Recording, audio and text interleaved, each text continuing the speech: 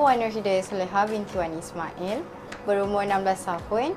Sekarang bersekolah di SMK Jinjang dan sekarang tinggal di Jinjang Utara. Premium user 2 kali.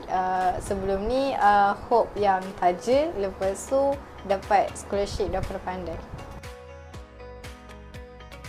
Tuition online lagi okey lah sebab masa dia kadang-kadang fleksibel. Lepas tu ada rakaman kan. Bila ada rakaman lagi senang nak ulang.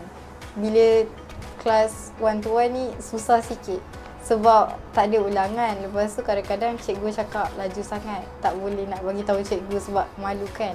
Tapi dalam online chat je dekat cikgu. Tak payah cakap depan-depan.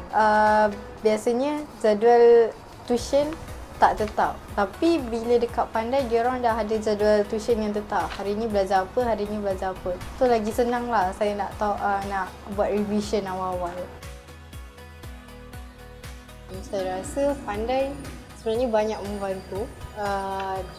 Diorang ada offer tuition, quiz, lepas tu ada boleh bersaing kan, ada persaingan.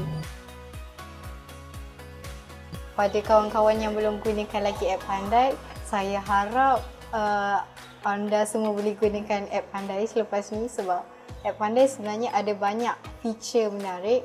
Lepas tu sangat membantu dalam pembelajaran, boleh naikkan prestasi. Komuniti mereka pun sangat lively and cheerful.